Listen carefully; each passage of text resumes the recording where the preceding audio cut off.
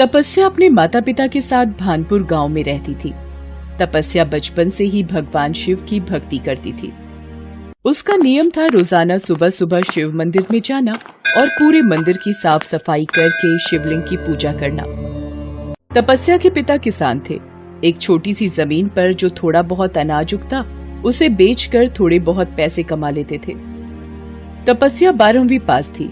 पैसों की तंगी के कारण वो शहर पढ़ने नहीं जा सकी। गांव में ही रहकर वो बच्चों को एक आंगनबाड़ी स्कूल में पढ़ाती थी।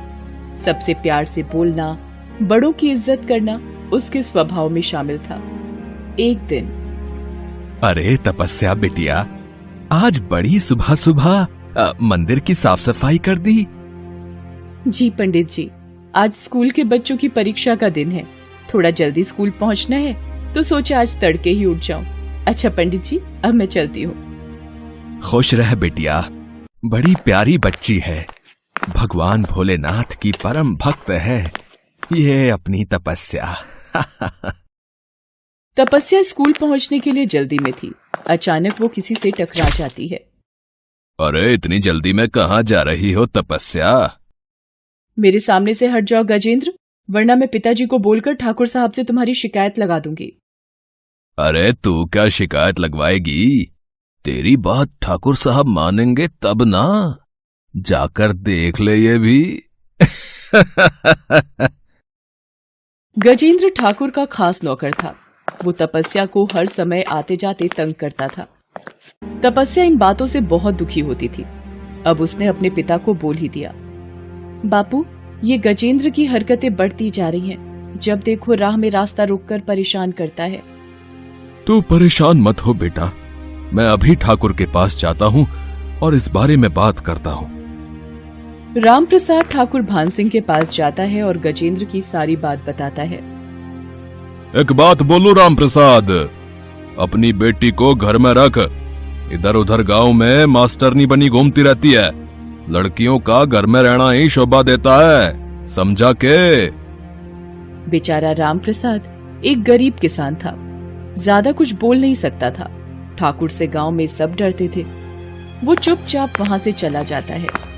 एक दिन शिव मंदिर के बाहर गजेंद्र फिर से तपस्या का रास्ता रोक लेता है और तपस्या का हाथ पकड़ने की कोशिश करता है। तपस्या उसे चांटा लगा देती है। गजेंद्र गुस्से में आ जाता है। मैं तुम्हें पुलिस के हवाले कर दूं, इससे पहले यहाँ से चले जाओ। देख लूंगा तुझे, बस एक मौका हाथ लगने दे। गजेंद्र गुस्से में भरा वहां से चला जाता है। तभी पंडित जी बाहर आ जाते हैं। अरे तपस्या बिटिया, ये गजेंद्र एक नंबर का गुंडा है। इसके मुंह ना ही लगो तो अच्छा है। अब अपना मन मत खराब कर बिटिया। अच्छा, अब परसों शिवरात्रि है तो मंदिर में ठाकुर साहब सोने का कलश और मां पार्वती को सोने के गहने चढ़ा रहे हैं। बहुत बड़ा भंडारा होगा। अपने माँ बाबू को भी दर्शन के लिए मंदिर लेती आना बेटिया, ठीक है ना? ठीक है पंडित जी, मैं ले आऊंगी। शिवरात्रि के दिन ठाकुर भान सिंह शिवलिंग पर सोने का कलश और माँ पार्वती को सोने के गहने चढ़ाता है। भीड़ के कारण तपस्या अपने माँ बापू के साथ मंदिर के बाहर ही खड़े होकर दर्शन करती है। अगले दिन तपस्या सुबह सुबह मंदिर की सफाई करके स्कूल चली जाती है। पीछे से, अरे माँ पार्वती के गहने कहाँ हैं? मंदिर में चोरी हो गई। गहनों की चोरी किसने की? ठाकुर साहब को बताता हूँ। पंडित दौड़ता दौड़ता ठाकुर के पास जाता है। ठाकुर साहब, माँ पार्वती के गहने चोरी हो गए। क्या? अरे किसकी हिम्मत है जो इस गांव के मंदिर में मेरे द्वारा चढ़ाए गए गहनों को चोरी कर ले? पिताजी, मुझे टॉफी खानी है, अभी इसी वक्त। अरे ठकुराइन, अरे ये बंसी को अंदर ले जा, यहाँ जरूरी बात चल रही है। ठाकुर का बेटा बंसी कुछ साल पहले सिर में आई चोट के दौरान मंदबुद्धि हो गया था। बहुत इलाज कराने के बावजूद भी वो ठीक नहीं हुआ था। अरे ओ गजेंद्र, जरा जीप निकाल, मंदिर में गहनों की चोरी हो गई है। पिताजी, मैं भी आपके साथ चलूंगा। अरे अभी हम काम से जा रहे हैं, ठकुराइन इसे अंदर लेके जा। नहीं, मैं भी चलूंगा। मुझे जाना है जीप पर घूमने। अच्छा अच्छा, चल बैठ जा, तू ना मानेगा आज। ठाकुर मंदिर पहुंचता है और आसपास में सभी से पूछताछ की जाती है, पर कोई भी जवाब नहीं मिलता। आखिर चोर है कौन? अरे ऐसी हिम्मत कौन कर सकता है? ठाकुर साहब, ये पता चल जाए कि आज सुबह सुबह मंदिर कौन आया था, बस वही मंदिर के गहनों का चोर है। ये ठीक रहेगा। क्यों पंडित जी, सबसे पहले सुबह सुबह कौन मंदिर आता है, कुछ पता है के? ठाकुर साहब, सुबह सुबह तो बस तपस्या बिटिया ही मंदिर की साफ सफाई करने आती है और पूजा पाठ करके चली जाती है, पर उसे तो ये कार्य करते हुए बरसों बीत गए। अरे पंडित जी, इंसान की नियत बदलते देर नहीं लगती। अरे तपस्या को अभी बुलवाओ। ठाकुर अपने एक आदमी को तपस्या के घर भेजता है। तपस्या कहाँ है? उसे ठाकुर साहब ने अभी इसी वक्त शिव मंदिर बुलाया है। मेरी बेटी को ठाकुर साहब बुला रहे हैं, पर क्यों? सुनो जी तपस्या के बापू, तपस्या को ठाकुर साहब ने बुलाया है। अब क्या काम है ठाकुर साहब को तपस्या से? पता नहीं, मंदिर में गहनों की चोरी के सिलसिले में पूछताछ करनी है शायद। मुझसे पूछताछ करनी है? जल्दी चलो, ठाकुर साहब गुस्सा करेंगे, जल्दी चलो। चलो बापू, पता नहीं मुझसे क्या काम है। तपस्या शिव मंदिर पहुंचती है। अरे तपस्या, सच सच बता दे, मंदिर के गहने तूने कहाँ छिपाए हैं? कौन से गहने ठाकुर साहब? मैंने कोई गहने नहीं चुराए। सुबह तो माँ पार्वती के ऊपर गहने थे जब मैं आई थी। तो क्या गहनों को जमीन निगल गई या आसमान खा गया? सीधी तरह बता दे, गहने कहाँ हैं? ठाकुर साहब, मेरी बेटी ने कोई चोरी नहीं की, हमारा विश्वास कीजिए। मेरी बेटी परम शिव भक्त है, वो भला ऐसा घिनौना काम क्यों करेगी? अरे चल हट रे, ठाकुर साहब के आगे आंसू मत बहा। ये लड़की अभी गहने वापस करेगी। हे भोलेनाथ, मैंने आपकी सच्चे मन से हमेशा पूजा की है। आज आपकी भक्त को चोर कहा जा रहा है, वो भी आपके ही मंदिर की चोरी। हे शिव शंकर, मेरी सहायता करो। अरे ऐसे भगवान सुनने लगे तो मैं सबसे ज्यादा दान पुण्य करता हूँ, समझी के?